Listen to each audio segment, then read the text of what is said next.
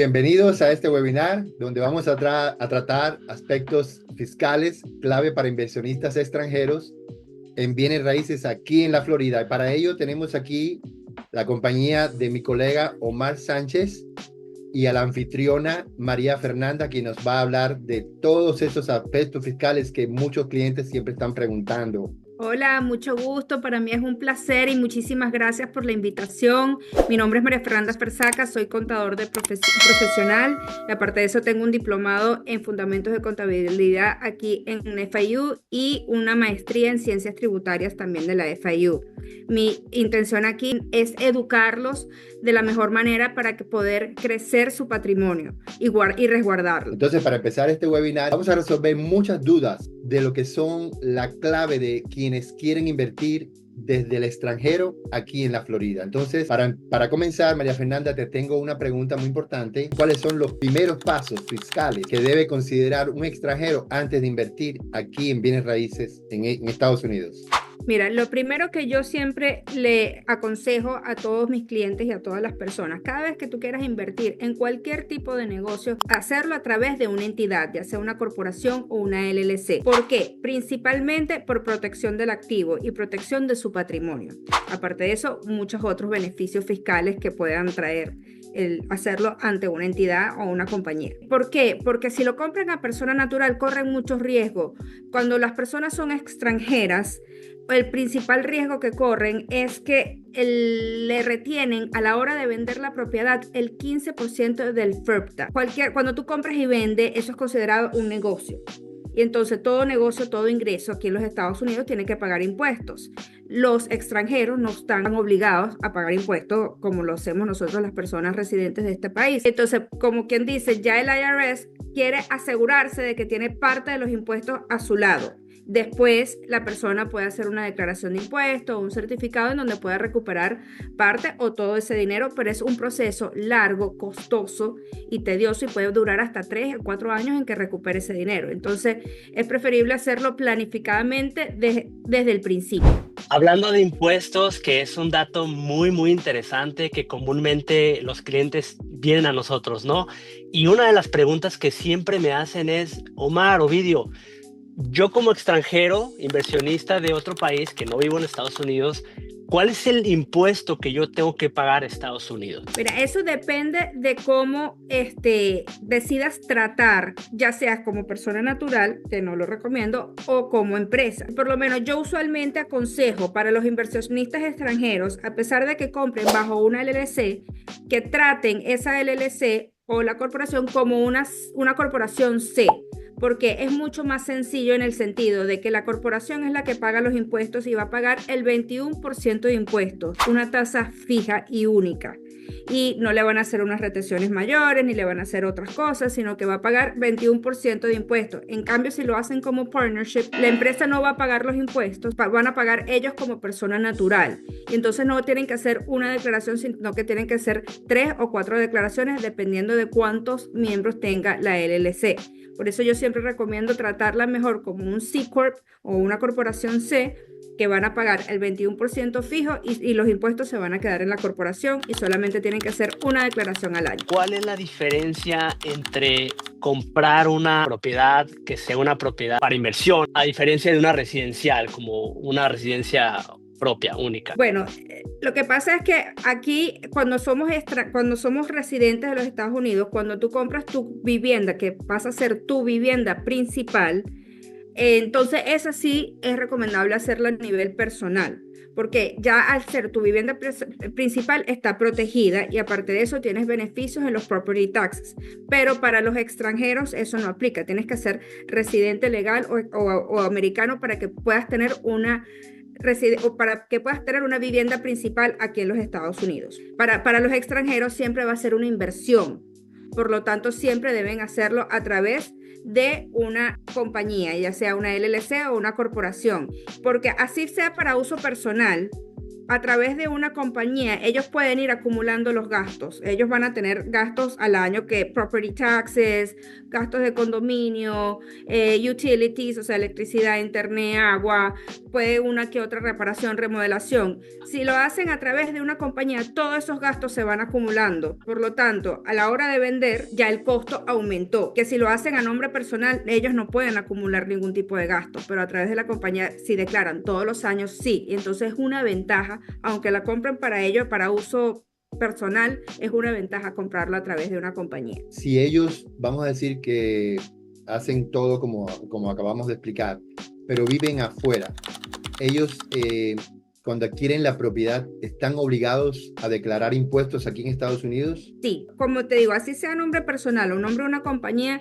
si la propiedad está rentada o la venden, tienen que declarar impuestos. Si la es para uso personal, por supuesto que no tienen que declarar impuestos hasta el momento de venderla. Pero si tienen una compañía, así la compañía no haya tenido movimiento, así está en cero, todos los años deben declarar impuestos sobre la renta. Simplemente para informar al fisco que tienen una compañía que no tuvo movimiento. Excelente, María Fernanda. Y hay una pregunta básica que muchas veces la he respondido, pero me encantaría que tú, como profesional, nos la respondas. Y es el ITIN, ITIN, y cómo un inversionista extranjero lo puede adquirir. Y el ITIN es Individual Taxpayer Identification Number, que es un número de identificación fiscal para una persona natural. No es tan fácil como antes. Antes era muy sencillo aplicar a ese número. Hoy en día, para poder aplicar ese número, tienen que hacer una declaración de impuesto a nivel personal como no residente y aparte de eso, llenar una forma que se llama W7 y luego, una vez que se tenga toda esa información recopilada, hay que ir ante un agente certificado del IRS que se llama CAA, que pueda validar el pasaporte de esa persona o ir directamente ante el IRS y entregar los documentos originales. Esa es la única forma de obtener el ITIN. Eso yo muchas veces lo comparo con lo que es el Social Security Number para el individuo, ¿no? Y entonces, en caso de la empresa, pues... Correcto.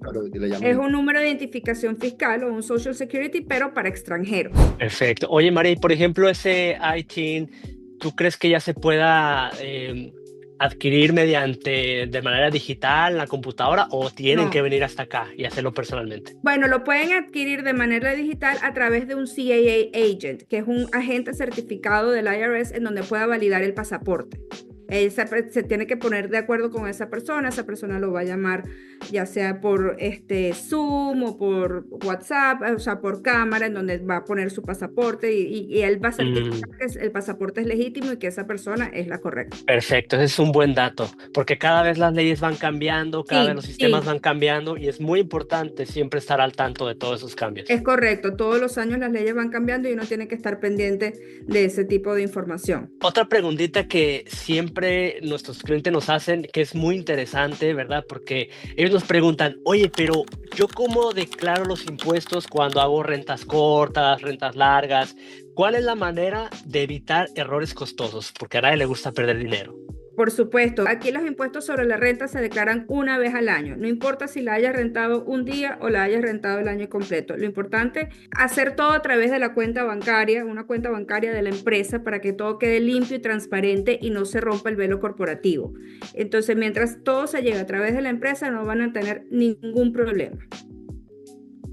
Excelente. Mira, aquí me entra precisamente una pregunta desde Argentina y se llama María Carolina. ¿Qué es el famoso FIRPTA y cómo impacta a un extranjero cuando vende una propiedad? El FIRPTA, como le digo, es una retención que se le hace cuando la propiedad está a nombre de una persona extranjera. Puede estar a nombre de una LLC cuando la dueña es una sola persona y como les estaba explicando, es una retención del 15% del valor a la venta de la propiedad. Como que retiene ese dinero para que obligue a la persona a luego hacer una declaración de impuestos y determinar exactamente cuánto es el impuesto que debe. Así que el remanente se lo devuelve. Excelente. A ver, aquí estoy revisando también otra pregunta. Oh, wow. Esta pregunta me encanta porque la mayoría de las veces es como un tabú, pero bueno, hay que responder todo.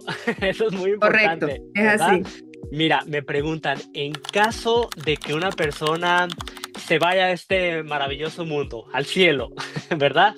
¿Qué Sí. va a pasar si no se estructura bien? Porque yo he sabido que cuando vienen temas de herencia y de la gente que se va a este mundo, que hay unas retenciones de herencia, de tax. ¿Cómo poder evitar esa retención y esos errores que a mucha gente no sabe y al final Es correcto. terminan perdiendo? Eso es un tema sumamente importante y que la gente y que las personas no quieren asumir, pero hay que planificarlo bien. ¿Por qué? Existe aquí un impuesto que se llama estate tax o impuesto sobre la herencia. Ese impuesto puede llegar hasta un 40%. Y en realidad no solamente le aplica a los extranjeros, también nos aplica a nosotros los residentes de este país. La diferencia es que el exemption de los extranjeros es de $60,000, el de nosotros es de $13 millones. Entonces, el del extranjero es solamente $60,000. Entonces, la única manera de evitar que suceda, que se paguen esos impuestos y que suceda un proceso de sucesión es, como les explico, la propiedad tiene que estar a nombre de una compañía americana, ya sea una LLC o una corporación.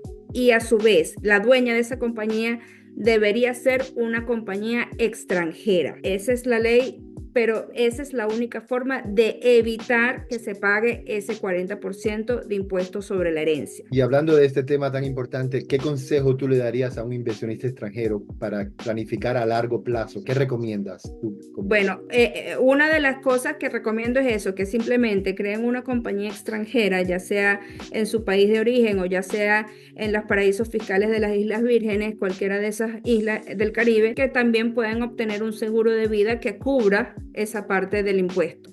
A ver, otra pregunta, ¿verdad? Que estamos recibiendo aquí en la sala es, María, ¿existe algún tratado para países como México, Argentina, Colombia, que son principalmente nuestros clientes que tenemos ahora mismo?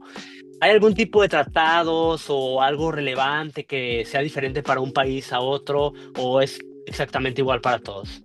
No, existen tratados para Latinoamérica los únicos países que tienen tratados son México, Venezuela y ahora recientemente Chile. El tratado es para la retención, o sea, si tienen ingresos sobre intereses, en vez de retenerles un 30%, dependiendo del tratado, les van a retener un 5% nada más. Al final el impuesto que tienen que pagar acá va a ser el mismo, pero es la retención lo que los va a beneficiar. María Fernández, si te pregunto, ¿cuáles son los errores más comunes que tú ves en los inversionistas cuando no consultan a un profesional desde un principio? No se planifican ni hacen una buena estrategia. Entonces compran a nombre personal. O sea, no es que está mal, pero viene después la retención o hasta una demanda en donde está en riesgo todo lo que es a nivel personal. Y no solamente cuando compras otra de las beneficios que comprar a través de una compañía es la protección del activo porque separas el activo de la compañía con sus bienes personales. Entonces, supongamos que un tenant se cayó en la propiedad y los demanda. Sí, demandó a la compañía, pero no está en riesgo sus bienes personales. O al revés, algo le pasó a nivel personal. Entonces, no, y lo demandan a nivel personal. No pueden comprometerse con la compañía, con el bien que está bajo la compañía porque está protegida. Entonces, eso es uno de los mayores riesgos, que no se planifican bien y que no hacen una buena estrategia para la inversión. Fantástico, la verdad que sí, fueron puntos muy importantes aquí tratados y la verdad que preguntas van a seguir surgiendo y para eso siempre está aquí María Fernanda. Nos las pueden hacer o preguntas que nos puedan hacer y con mucho gusto se las iremos contestando a la audiencia. Entonces, de verdad, les agradezco mucho la participación, especialmente a ti, María Fernanda, por darnos tu tiempo para aclarar estas dudas a nuestros clientes inversionistas. Y bueno, pues la verdad esperemos que esto sirva para aclarar todas las dudas que siempre sabemos que no nos han hecho. No, gracias a ustedes por la invitación y para mí es un placer ayudarlos y educarlos en lo que mejor puedan. Muchas gracias. Fabuloso, muchísimas gracias. Estamos en contacto. Muchas gracias.